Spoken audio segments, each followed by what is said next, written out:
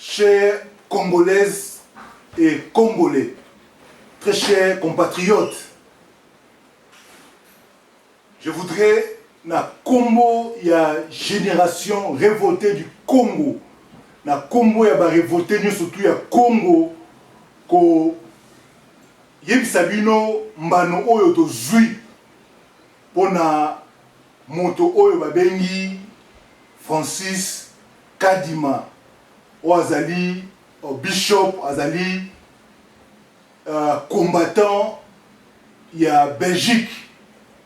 Biso, bah, révolté du Congo, to décidé, to pesaye, carton rouge, et to kotisa Congo nae na liste rouge.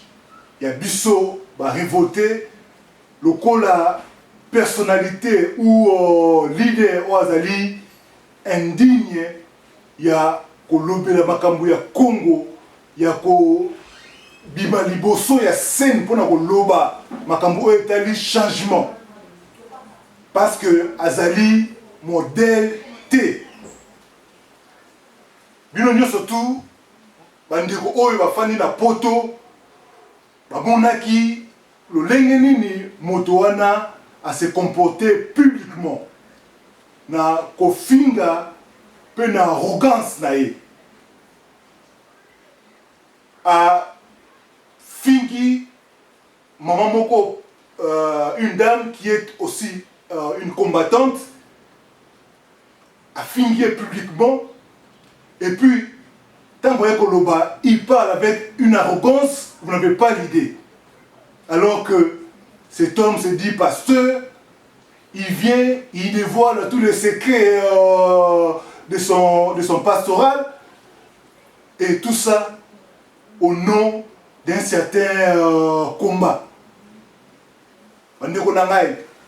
Biso, génération révoltée, tu as décidé que non, moto wana zali moto oyo, Congolais a pris Kolanda T, parce qu'il y a zali modèle T. Azali exemple T, il y a changement. Yemoko nanu a changé. Et Tobi Boye, Kombo Naye et continue la liste rouge na biso pour un certain temps, jusqu'à ce que tout le monde a que non a changé effectivement. Bandeko Nangaye, Congolaises et Congolais, changement na mboka Congo, ezali kaka na départ ya Kabila était dans le pouvoir.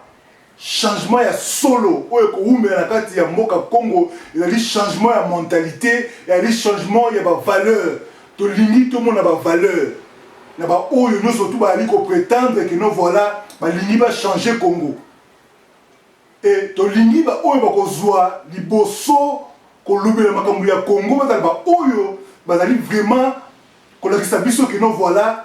Bali bato oyo ba changer à solo, bali bato oyo bali ko pesa exemple dans la société, o bato bilenge na biso oyo ba na biso ba kolanda bango lokola ba exemple ba rôle modèle ya société.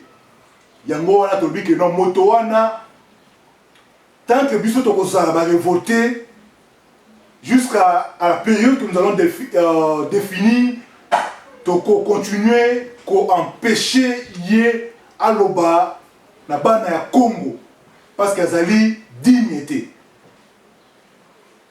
Bandeko na ngai ba révolté.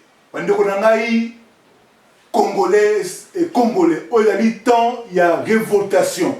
C'est le temps de la révolution mentale. Que qui se supporter té. Bato bazoya na ba Congo ba libérateur, ba nationaliste, ba résistant, ba nani les radicaux opposants, ceci c'est là lorsque ba comme on a pouvoir, ba ça la bazui responsabilité, ils font pareil. C'est parce que biso ne to ko tika bango, to ko croire na bango. Les discours le na mboka Congo ne suffit plus. Pour na biso ba révolter discours ko suffit parce que to moni est belé. Et pas la bateau au bali koloba pe lobi ceux qui ba koti na bazui mo responsabilité moko bazo ko bebisa davantage yango wana to biboye o ezalita révoltation moto wana Francis Kadima pour la biso azali persona non grata indigne ya koloba pona kobima libanda kokobima liboso pona kolobela makambo ya Congo. Et toali kopesa continuer avertir tous ceux qui veulent que le Congo change, tous ceux qui se battent pour le changement du Congo. Bala ki sa biso ba modèle, bala ki sa biso qui non ba changer ba momo ko mentalité na bango ba yebiso na ba valeur ya sika. Tant que tout le monde a valeur té et ça les alliés yo obimisaka, je ne sais pas milinga yo opposant le plus radical biso toko ndima yo te toko longola yo na scène. Et bandeko na ngai ba congolais toali na posa ya ko nuire réputation à moto mon côté, mais tu as dit que ça la combat na biso ya ba révolter, combat pour le changement de mentalité, de valeurs, combat où est noble, que nous sommes prêts à tout payer. Nos spiritus.